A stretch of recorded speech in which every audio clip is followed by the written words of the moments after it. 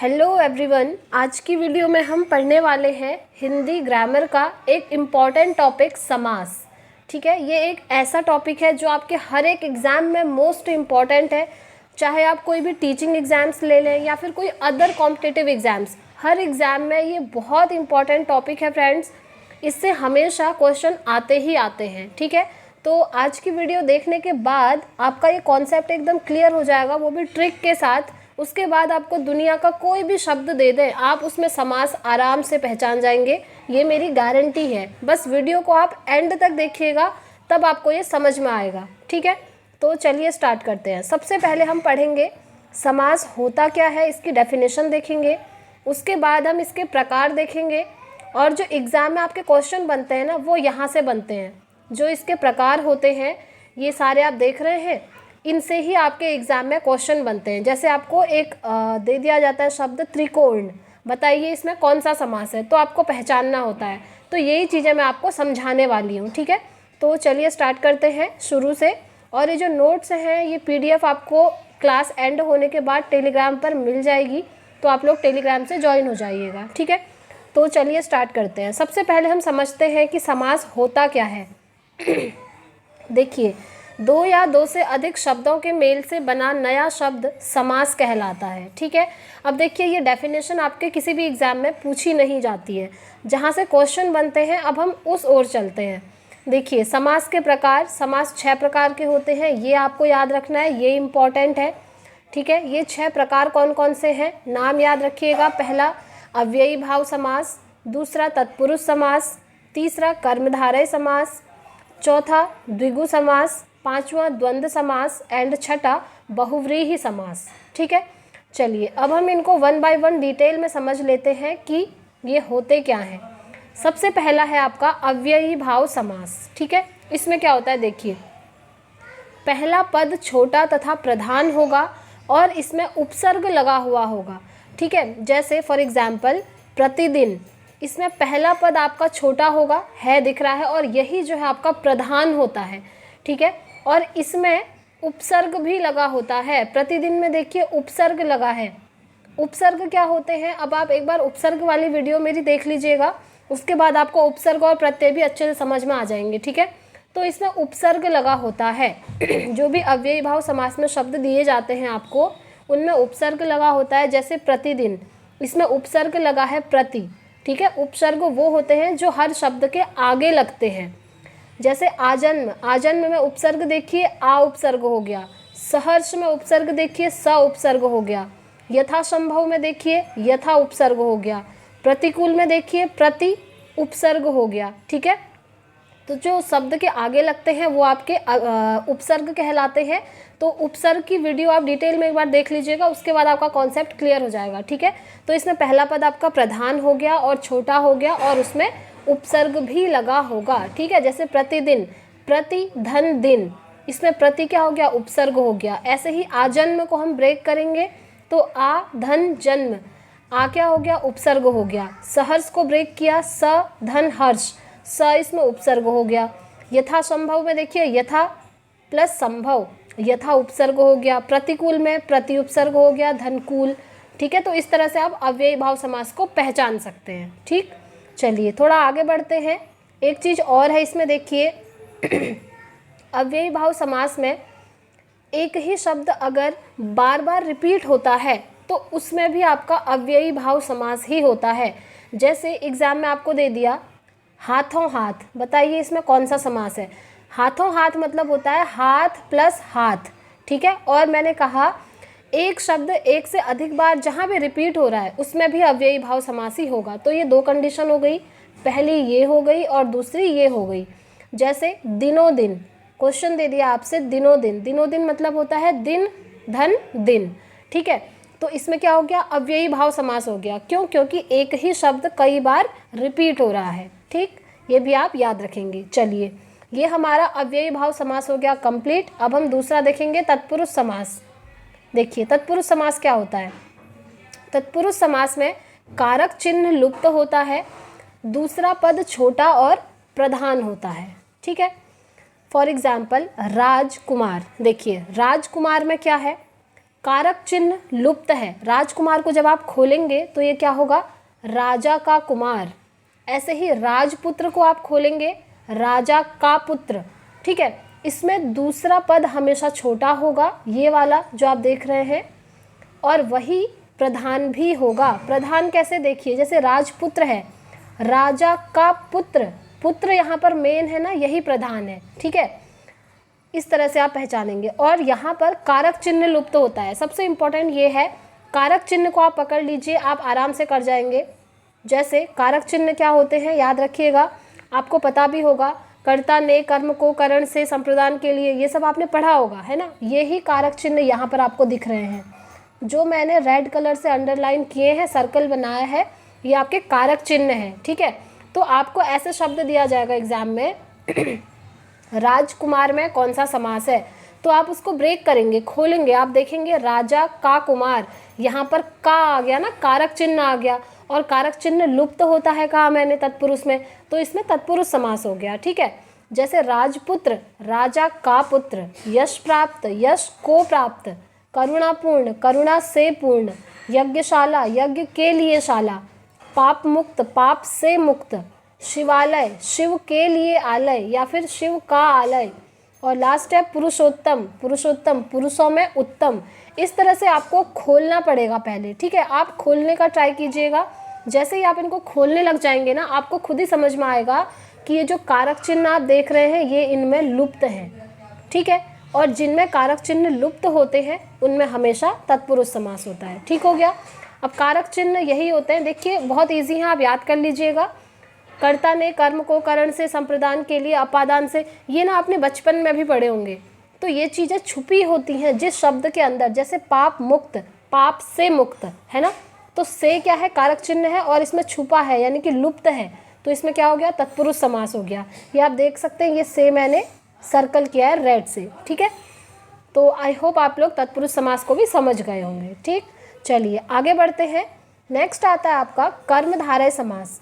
कर्मधारय समास क्या होता है, देखिए दूसरा पद प्रधान होता है, पहला पद हमेशा विशेषण होगा यानी कि विशेषता को बताएगा, दूसरे पद की तुलना की जाती है, और विग्रह करने पर हमेशा मध्य में है जो या के समान आता है। बस ये ट्रिक आप पकड़ लीजिए, जिसके भी मध्य में है जो या फिर के समान आता है वो कर्मधारय समास होता है। चलिए एग्जाम्पल से समझ लेते हैं, जैसे ये चरण कमल, चरण के समान कमल आ गया ना, के समान। महापुरुष, महान है जो पुरुष, है जो आ गया। नीलांबर, नीला है जो अंबर, यहाँ पर भी है जो आ गया। नील कमल, नीला है जो कमल। देखिए मैंने क्या कहा, पहला पद जो है विशेषता बताएगा। ठीक है, ये पहला पद विशेषण यानी कि विशेषता बताएगा। देखते हैं, जैसे नीलांबर, नीला है जो अंबर, जो अंबर है यानी कि जो आकाश है वो कैसा है, नीला है, तो अंबर की विशेषता बताई पहले पद ने कि ये नीला है ना। इसी तरह से जैसे महापुरुष, महान है जो पुरुष, पुरुष की विशेषता क्या है कि पुरुष महान है, महान इसकी विशेषता है, तो पहला पद क्या है, विशेषता बता रहा है। ठीक है, यही मैंने यहाँ डेफिनेशन में लिखा है। और दूसरे पद की तुलना की जाती है, देखिए दूसरे पद की तुलना हो रही है, जैसे चरण कमल, चरण के समान कमल, कमल की क्या हो रही है, तुलना हो रही है। ठीक है, जैसे महापुरुष, महान है जो पुरुष, यहाँ पर पुरुष की तुलना की जा रही है, पुरुष क्या है, महान है, ये इसकी विशेषता है। ठीक है, इस तरह से आप इसको पहचानेंगे। तो इसमें याद रखिएगा, सबसे अच्छी ट्रिक है, जिस भी शब्द को ब्रेक करने पर है जो या फिर के समान आपको मिलेगा उसमें हमेशा कर्मधारय समास होगा। ठीक है, ये डेफिनेशन है, ये नोट्स आपको थोड़ी देर बाद टेलीग्राम पर मिल जाएंगे। ठीक, आई होप आप लोग भी ये समझ गए होंगे। बस शब्द को पकड़िएगा, मेन है शब्द को पकड़िएगा, उसके बाद उसको ब्रेक करिएगा। देखिएगा अगर है जो या के समान आ रहा है, जैसे नील कमल, नीला है जो कमल, है जो आ गया बीच में, है ना। और देखिए कमल की विशेषता भी क्या आ गई कि कमल जो है नीला है, पहला पद विशेषता बता रहा है कमल की। इस तरह से आप इसको पहचानेंगे। ठीक हो गया। चलिए अब हम नेक्स्ट पढ़ेंगे, बहुत इजी ट्रिक है फ्रेंड्स, एक बार आप ट्राई कीजिएगा, आपको खुद समझ में आ जाएगा। नेक्स्ट देखिए द्विगु समास। द्विगु समास बहुत इजी है, पहला पद संख्यावाचक होगा, सबसे इजी है द्विगु और द्वंद्व समास, द्वंद्व इसके बाद पढ़ेंगे, ठीक है। तो द्विगु समास में क्या होता है कि पहला पद संख्यावाचक होता है, यानी कि डिजिट आपको मिलेंगी 1 2 3 4 1 2 3 4 5 इस तरीके से पहले पद में मिलेगा। जैसे चौराहा, 4 राहों का समूह, 4 मिल गया। त्रिकोण, 3 कोणों का समूह। तिरंगा, 3 रंगों का समूह। पंजाब, 5। देखिए इस तरह से इनके जो आप प्रथम पद देख रहे हैं इनमें संख्याएं दर्शाई गई हैं, ठीक है। जैसे चौराहा, 4 आ गया, इसमें 4 मिल गया। तो इस तरह के शब्द अगर आपको देंगे तो आप आराम से पहचान सकते हैं कि उसमें द्विगु समास होगा, पहला पद अगर संख्यावाचक होगा तो। जैसे ये सभी संख्यावाचक हैं, आप देख सकते हैं। त्रिकोण, 3 कोणों का समूह, 3 संख्या मिल गई हमको तो यहाँ पर द्विगु समास हो गया। इसी तरीके से तिरंगा, 3 रंगों का समूह, 3 यानी कि संख्या मिल गई तो यहाँ पर द्विगु समास हो गया। इस तरीके से आप द्विगु समास को आराम से पहचान सकते हैं, ठीक है। एक और हो सकता है जैसे चतुर्भुज, यहाँ पर भी हमको 4 मिल रहा है ना, तो यहाँ भी क्या होगा, द्विगु समास होगा। चलिए आगे बढ़ते हैं। अब देखिए कंफ्यूज नहीं होना है, ठीक है। अभी जो द्विगु है, कर्मधारय है और बहुव्रीहि है, ये 3 जो समास है ना, हो सकता है इन तीनों में आपको कन्फ्यूज़न होगा। आप वीडियो को एंड तक देखिएगा, इन तीनों में मैं आपको एक बहुत इंपॉर्टेंट चीज़ बताने वाली हूँ, ठीक है। चलिए द्विगु समास आप पहचान गए, पहले पद में जब संख्या मिलेगी। नेक्स्ट पढ़ते हैं हम द्वंद्व समास। देखिए द्वंद्व समास क्या होता है, दोनों पद प्रधान होते हैं, दोनों शब्द एक दूसरे के उल्टे होते हैं, ये बहुत ईजी है। द्वंद्व समास में क्या है, दोनों पद प्रधान होंगे। जैसे पाप पुण्य, एक शब्द आपको दे दिया, पाप भी अपने आप में क्या है, प्रधान है, पुण्य शब्द भी अपने आप में प्रधान है। ऐसे ही दिन रात, दोनों ही शब्द प्रधान हैं, आप देख रहे हैं। माता पिता, गुण दोष, और दोनों एक दूसरे के उल्टे होंगे, ठीक है। उल्टे है ना, देखिए पाप का उल्टा पुण्य, दिन का रात, माता का पिता, गुण का दोष, सुख का दुख। इस तरीके से अपोजिट वर्ड टाइप आप कह सकते हैं, एक दूसरे के उल्टे शब्द होंगे। और बीच में देख रहे हैं डैश साइन भी लगा है, ये भी आप याद रख सकते हैं। तो ये बहुत इजी है, दोनों पद प्रधान होंगे और एक दूसरे के उल्टे होंगे तो उसमें हमेशा द्वंद्व समास होगा। जैसे भाई बहन, एक दूसरे के उल्टे हो गए और दोनों ही पद प्रधान हो गए। इस तरीके से दिन और रात, ठीक है। आई होप आप लोग समझ गए होंगे, ठीक है। बहुत ईजी है द्वंद्व समास। चलिए आगे बढ़ते हैं, और ये लास्ट समास है हमारा बहुव्रीहि समास। ये सबसे ज़्यादा पूछा जाता है हर एक एग्ज़ाम में, ठीक है। बहुव्रीहि समास बहुत ज़्यादा पूछा जाता है, इसे ध्यान से देखिएगा। देवी देवताओं के नाम आते हैं, दोनों पद मिलकर किसी तीसरे पद की ओर संकेत करते हैं, ठीक है। और एक ट्रिक है इसकी कि विग्रह करने पर, यानी कि उनको तोड़ने पर, ब्रेक करने पर हमेशा तीसरा अर्थ निकलता है, ठीक है। हमेशा तीसरा अर्थ निकलेगा। देखिए एग्जाम्पल से समझते हैं। श्वेतांबर, श्वेतांबर किसको बोलते हैं, माँ सरस्वती को बोलते हैं। पीतांबर, पीतांबर किसको बोलते हैं, कृष्ण जी को बोलते हैं। चतुर्भुज किसको बोलते हैं, कृष्ण जी को बोलते हैं, 4 भुजाओं वाले, है ना। तो यहाँ पर आप देखिए देवी देवताओं के नाम आ रहे हैं, पहली बात आपने देख लिया। दोनों पद मिलकर किसी तीसरे की ओर संकेत कर रहे हैं। ये देखिए जैसे श्वेतांबर, इसमें श्वेत और अंबर 2 पद हैं और ये दोनों ही पद मिलकर के किसी तीसरे की ओर संकेत कर रहे हैं। संकेत किसकी ओर किया, माँ सरस्वती की ओर, तीसरे पद की ओर। मतलब विग्रह करने पर तीसरा अर्थ निकल गया। हमने विग्रह किया श्वेतांबर, श्वेत है जिसका अंबर, तो क्या है, माँ सरस्वती, ठीक है।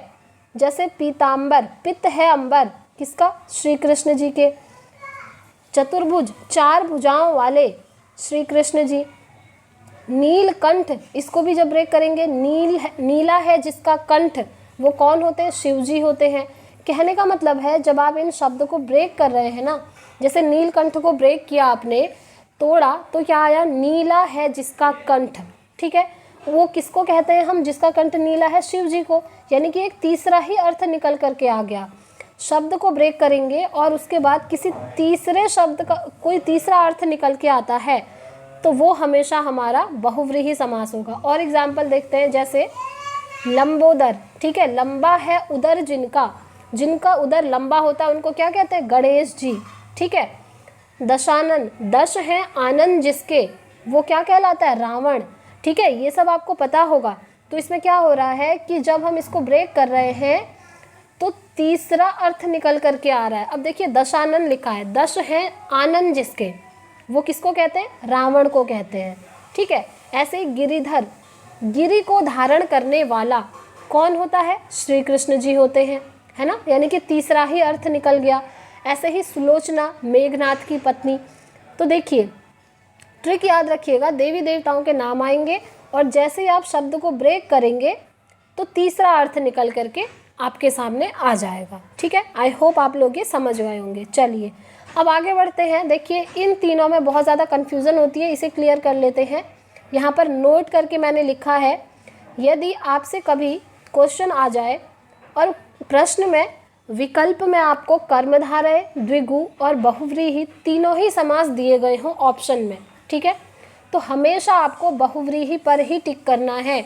अगर कभी भी एग्ज़ाम में आपके सामने क्वेश्चन आ जाए और ऑप्शन में ये तीनों समास आपको दिए हों, कर्मधारय, द्विगु और बहुव्रीहि, तो आपने हमेशा बहुव्रीहि को सही करना है। क्यों? क्योंकि बहुव्रीहि की ही मेजॉरिटी बहुत ज़्यादा है। ठीक है, बहुव्रीहि की ही मेजॉरिटी ज़्यादा होती है, ये आप ध्यान रखिएगा। फॉर एग्ज़ाम्पल मैं आपको एग्ज़ाम्पल से भी समझा देती हूँ। देखिए नीलकंठ, नीलकंठ मैंने आपको पढ़ाया था कर्मधारय में, ऐसे भी हो सकता है ना, नीला है जिसका कंठ। तो यहाँ पर आप सोच सकते हैं कि कर्मधारय समास भी तो हो सकता है ना, बट हमेशा बहुव्रीहि को मेजॉरिटी दी जाती है। नीलकंठ, नीला है जिसका कंठ, और किसको ये इशारा कर रहा है, शिव जी को, तीसरा अर्थ निकल रहा है, तो हमेशा आप बहुव्रीहि पर टिक करेंगे।